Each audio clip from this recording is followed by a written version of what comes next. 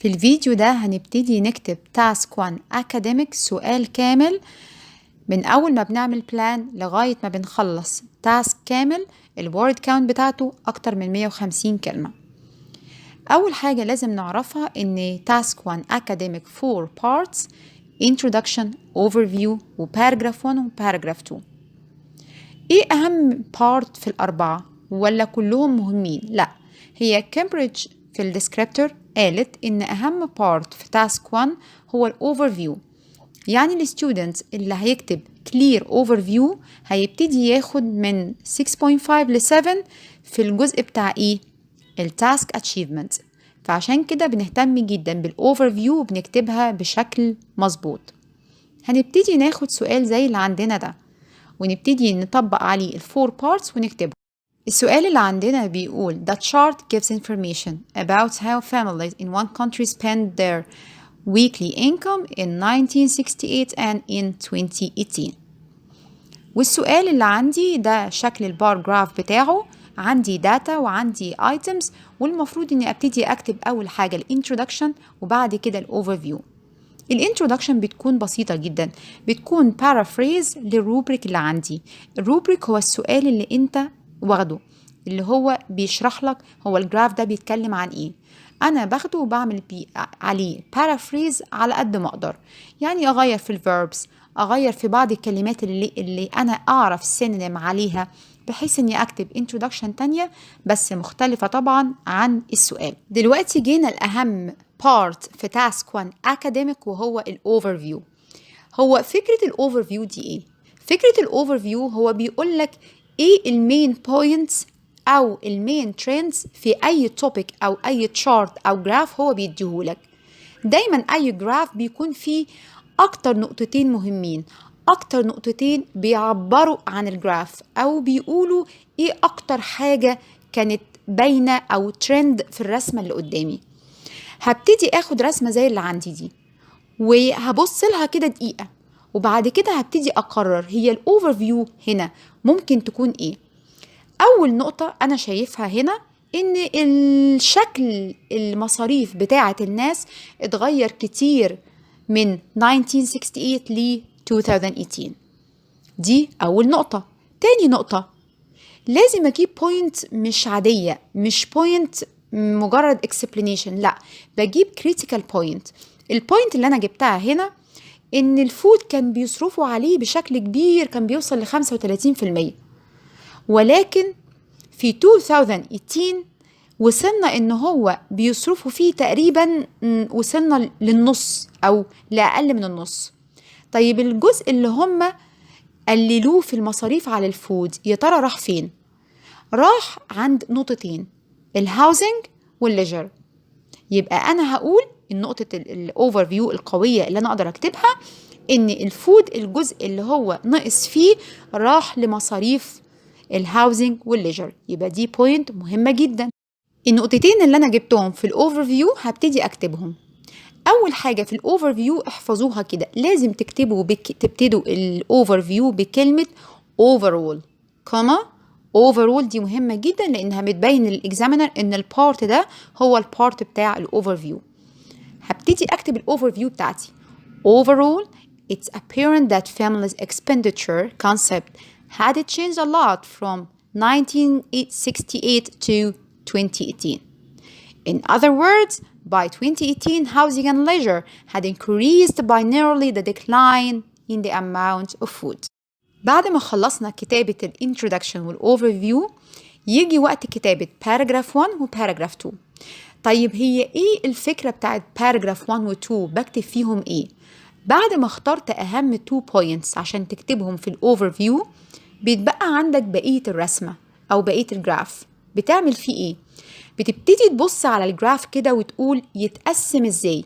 يعني بتقسمه لجزئين، جزء تعمله في باراجراف 1 وجزء تعمله في باراجراف 2.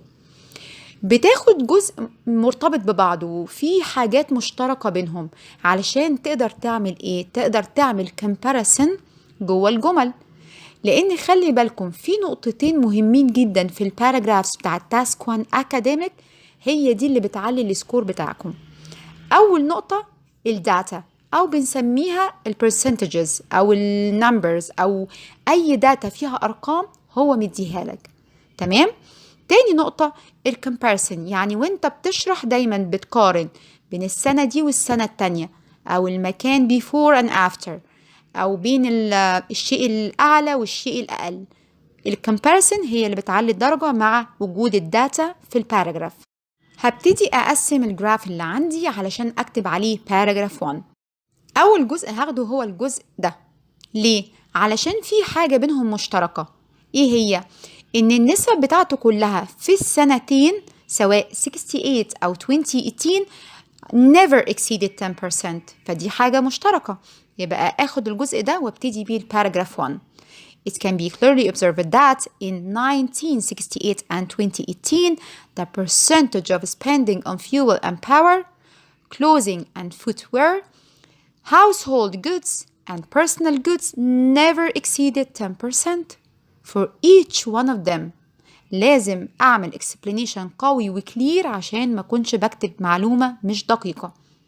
ده أول جزء عملته في الباراجراف، والباراجراف بتاع تاسك 1 بليز ما يكونش أقل من جملتين. يعني لو جملتين meaningful هتبقى ممتاز جدا الباراجراف بتاعك.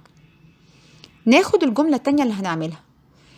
البوينت اللي أنا هتكلم عليها مع الجزء ده في باراجراف 1 أنا حددتها. هتكلم عن نقطة هعمل بيها comparison بين 68 وبين 2018. هتكلم على فكرة إن الرقم الأكبر، النسبة الأكبر اللي كانت في 68 كذا وكذا واللي كانت في 2018 كذا. يبقى أنا بعمل إيه هنا؟ أنا بعمل comparison بين أعلى نقطتين سواء زمان أو في 2018. الجملة بتاعتي هتكون moreover. دايما ببتدي بترانزيشن word عشان أعلي الكوهيجن بتاعي.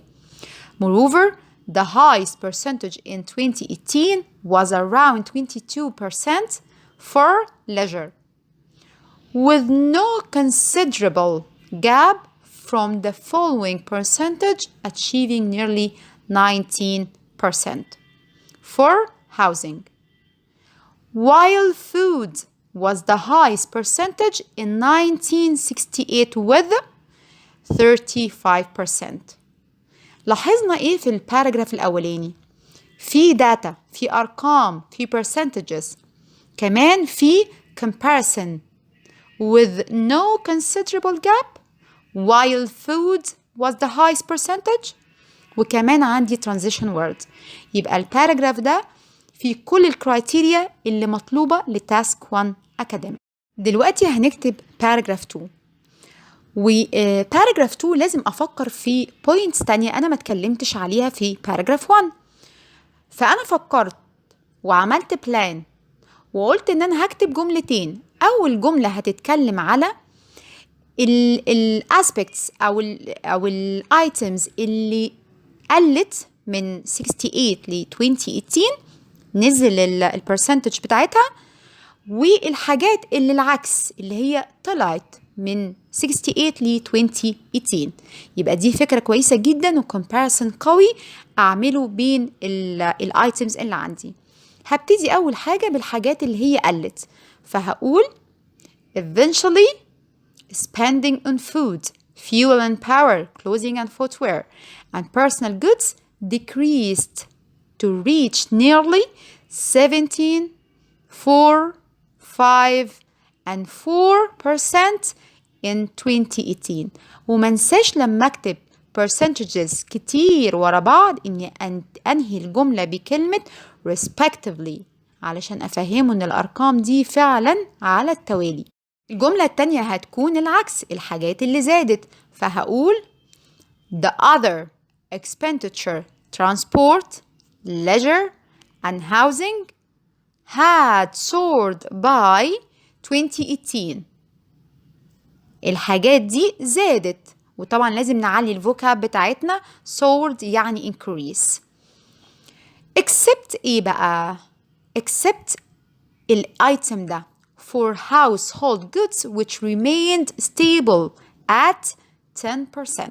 احنا كده خلصنا كتابة الفور بارتس، وده شكل الإساي بعد ما خلص. 170 كلمة، يعني الوورد كاونت مظبوط، وكمان في transition words، في data، في task achievements، مفيش grammatical mistakes.